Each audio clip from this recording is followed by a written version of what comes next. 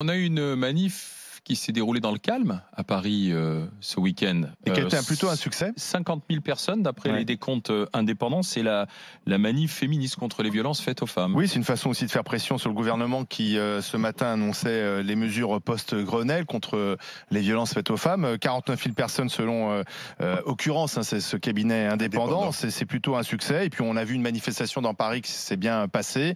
Comme quoi à Paris on peut manifester sans s'en prendre aux forces de l'ordre, sans péter des abribus, sans être violent aussi bien dans les propos, les slogans que dans l'attitude. Alors il y a une tentative, mais elles ont les gens qui sont arrivés en noir, ils ont été il y a eu des tentatives réprimées, oui, parce qu'ils n'étaient pas défendus par. Il n'y avait pas d'ambiguïté. Les gens qui étaient dans la rue, ils n'étaient pas là pour s'en prendre aux forces de l'ordre, à qui ils étaient là pour défendre une cause et qui a été plutôt bien reçue.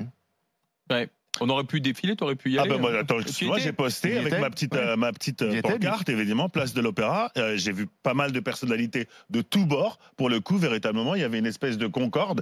Il y a une véritable urgence. Ça n'a rien à voir avec les idéologies et les opinions politiques. C'est vraiment un fléau qui est juste insupportable en 2019 dans un pays qui se prétend être un grand pays comme la France.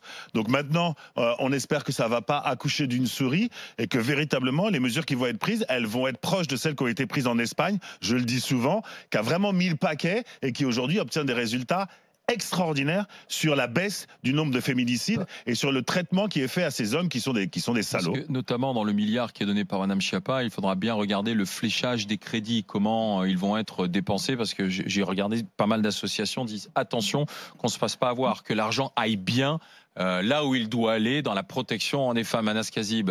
Déjà pour répondre sur Schiappa, enfin moi honnêtement pour moi Schiappa elle fait tout sauf la politique en lien avec le féminisme. Un exemple, ils vont supprimer l'observatoire en fait qui prévoit la comptabilité en fait des violences sexuelles et sexistes sur les femmes à partir du 1er janvier 2020. Cet observatoire est supprimé. C'est-à-dire qu'il est remplacé par une autre. Oui, mais c'est qui n'a rien à voir, qui au final n'est plus un observatoire. Il y a ça c'est sur la pauvreté qui du coup va dépendre. En France on aime bien observer, c'est bien de résoudre les problèmes aussi. Oui, mais c'est un observatoire indépendant qui permet aussi de donner des chiffres. Il faut savoir qu'il y a quasiment 2000 femmes qui sont mortes sur les 10 dernières années. D'accord, c'est environ. Là, on est déjà à 130 ou 135. 132. Ça dépend des chiffres. Il y en a qui donnent même un peu moins. Mais en moyenne, c'est environ 150 femmes, malheureusement, par an qui meurent. Et moi, je voulais qu'on parle aussi également des femmes qui se suicident. Et ça, on n'en parle pas parce que lorsqu'une femme se suicide, on ne sait pas si c'est pour des problèmes de travail, si c'est des problèmes personnels ou quoi que ce soit. Mais souvent, il y a des femmes qui se suicident et qui, au final, c'est lié à une relation toxique. C'est lié à un mari violent et qui a envie d'arrêter de c'est pris en compte dans le Grenelle, ça a été annoncé. Donc une pensée aussi pour ces femmes-là.